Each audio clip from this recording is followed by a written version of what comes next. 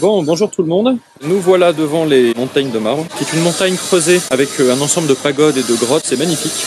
Alors aujourd'hui, bien, je travaille sans micro. J'utilise le micro de l'appareil photo. Donc le son risque d'être un peu moins bon, mais mon micro a vraiment d'énormes problèmes. Il enregistre vraiment extrêmement mal, ça coupe régulièrement, donc je suis obligé de travailler sans. Donc, je suis désolé si le son est moins bon, mais pour l'instant, je n'ai vraiment pas le choix. Dieu merci, la promenade d'aujourd'hui, ce sera surtout visuel, donc eh bien, c'est parti, profitons-en. We all know quite a number of people who have everything that it would take to be happy, and they are not happy. Because they want something else, or they want more of the same. And we all know people who have lots of misfortune, and they are deeply happy. They radiate happiness. Why? Because they're grateful. Voilà, alors ici, eh bien, c'est un temple bouddhiste derrière, où il y a des célébrations qui sont extrêmement belles, assez profondes, parce qu'il y a des moines qui chantent et qui chantent juste. C'est très très beau, c'est très grave, des voix mâles, avec des sonorités un peu bêta, quoi. Ils utilisent en plus des instruments pour créer des vibrations spéciales. En fait, ça donne presque envie de venir s'installer quelques jours, comme on ferait dans un monastère en France pour faire une retraite. Je suis pas bouddhiste, mais franchement, c'est très saisissant.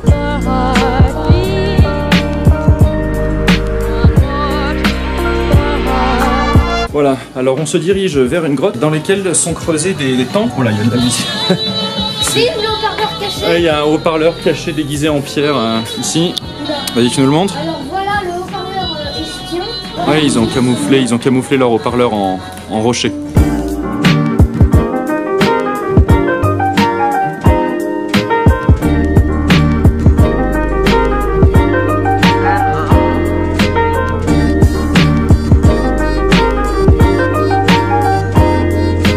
Bon voilà, fin de notre petite visite des grottes. Là, eh bien, on va se diriger vers d'autres pagodes et d'autres grottes, dont certains temples assez impressionnants qui rappellent un peu les grottes de Batu en Malaisie.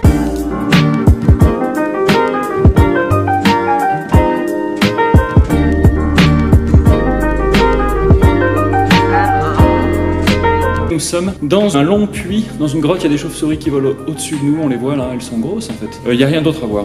Voilà, il y a quelques symboles gravés. Et j'ai vu que les Vietnamiens venaient se recueillir devant une inscription, mais pour moi ça veut vraiment absolument rien dire, quoi.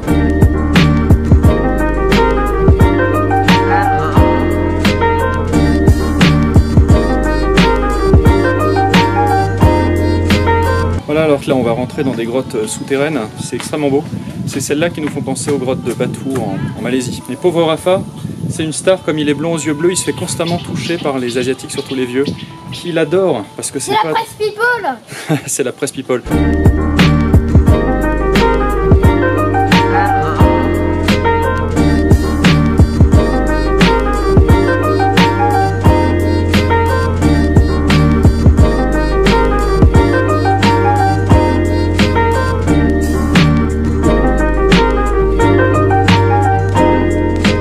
Bon, c'est pas magnifique tout ça. Vous avez derrière moi un Bouddha avec un rayon de soleil qui monte de la grotte là-haut de la galerie et qui tombe directement sur l'autel. C'est splendide. On se croirait un peu dans Indiana Jones, c'est la dernière croisade ou le temple maudit. D'ailleurs, il faudrait passer la musique d'Indiana Jones à ce moment-là. Ce serait parfait dans la vidéo, je pense.